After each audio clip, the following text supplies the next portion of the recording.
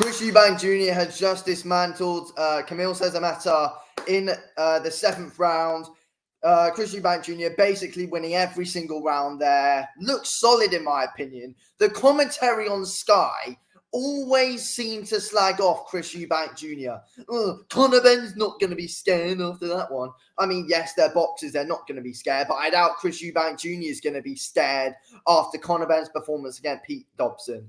So, yeah, there you go. But Chris Eubank Jr. looked way better than what Conor Benn has in his 2 fights combined. So, I don't know what the Sky commentary are crying about. Conor Benn jumped in the ring straight after the fight, making it all about himself. Chris Eubank Jr. must beat him and get him out of boxing. Can't stand Conor Benn. Chris Eubank Jr. will beat him. But yeah, good performance there from Chris Eubank Jr. in my opinion. He stuck to the boxing and timed his moments well. That's what Eubank did. And as Eubank said after the fight as well, he wanted to get some rounds in. He dropped Szeremeta in the 1st round as well, showing dominance straight away from the off. Eubank Jr. could have finished at any time, but it did seem like, he wanted to stick to the boxing. And Szeremeta, he is a tough guy, but once Eubank really properly started working the body, that's when it started going really properly uphill for Eubank. And I thought it was a good performance. I thought he boxed really well there. Conor Benn ain't beating him. Eubank's too skillful for Conor Benn, in my opinion. And I don't think... And Conor Benn, people treat Conor Benn as that he's a massive KO artist. He's not at all. Not at all. And he's got the knockouts that he's got. Conor Benn is because he was on the eggs. But yeah, Eubank probably I think stops Conor Benn as well. But overall, talking about the Szeremeta fight, Eubank, I think his jab was really good throughout that fight against Kamil Szeremeta. I think his jab was really good. Set up his straight well behind the jab, which was good to see from Chris Eubank Jr. Some brutal hooks into the body as well. I thought he was really good, to be fair, Chris Eubank Jr. I thought he was good. People slag off that performance, especially the Sky commentary. But I don't think there was anything wrong with it. I don't think there was anything wrong with it at all. I mean, yes, he could have fought with his hands up a bit more, possibly. That's the only downside from it, really.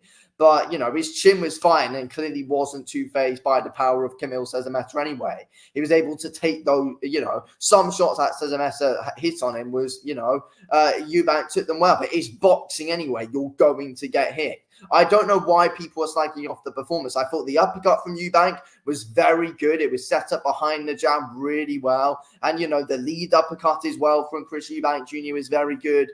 And Szeremeta was always ducking right down into it, playing into Eubank's game there. And that's what Eubank was good at. He was forcing Kamil Szeremeta to play into his game. And that was good. And also, people like, Chris Eubank Jr. should have gone right for it. At the end of the day, if Chris Eubank Jr. stood there and just decided to trade big shots on the inside with Kamil, that would have favoured him. So, Eubank Jr. stuck at range, picked his shots well, picked his moments well, timed the body shots well, timed the backhand well, and managed to get Kamil Szeremeta out of there. Eubank had to make a statement there. He won every single round in that fight. Kamil Szeremeta's been in there with the likes of Triple G, Jaime Munguia.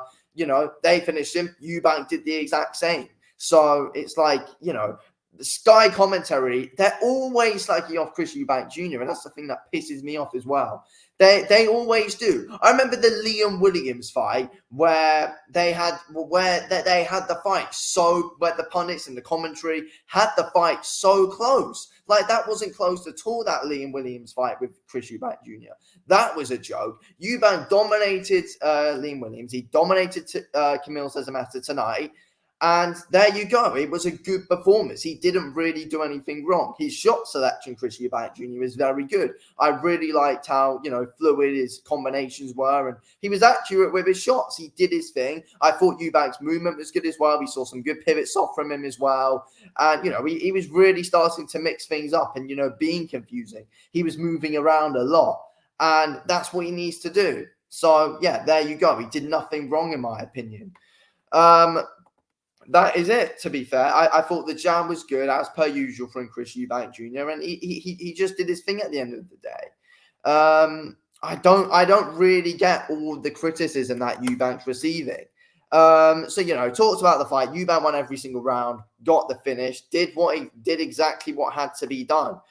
I think some people are overly criticizing, or it's some people who are somehow still fans of Conor Benn. How you can be a Conor Benn fan, I don't know. He got in the ring straight after the fight and made it all about himself.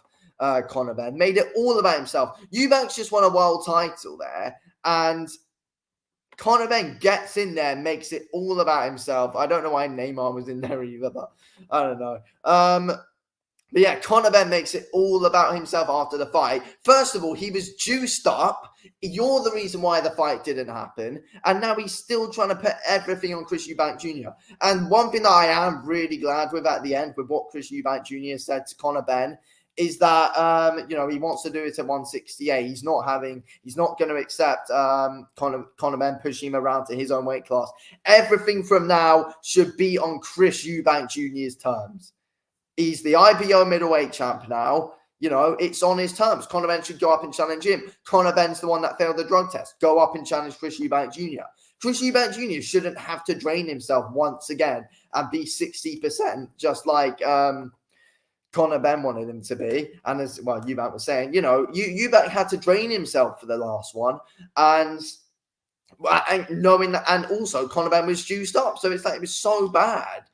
How they were trying to let it happen. But now Chris Eubank Jr. is going to beat him. Conor Benn's the reason why the first one didn't happen.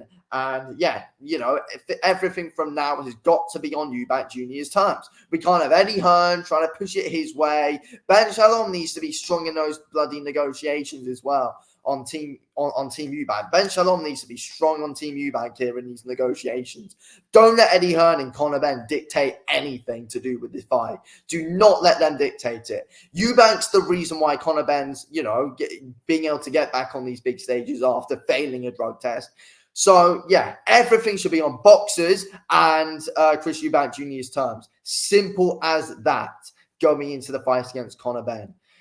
Conor Benn should not even be fighting. He should not even get this opportunity. But, yeah, Eubank's giving it to him, so it's on Eubank's terms.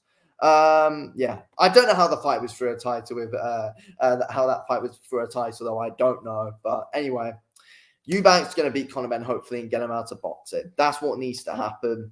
Conor Benn makes it all about him bloody self the whole time. Like, honestly, no one's afraid of you. Well, sorry, Eubank's not afraid of you, Conor. You failed a drug test. That's the reason he's knocked people out. And Eubank's not going to be afraid after Ben's performance against Orozco and Pete Dobson. Kamil Szeremeta clears both them out. It's like Kamil Szeremeta has been in there with some of the best guys as well. So it's like, I don't know what Conor's on about, to be fair, but it is what it is. Anyway, thanks for watching this video, Keels, and I'll speak to you on the next one.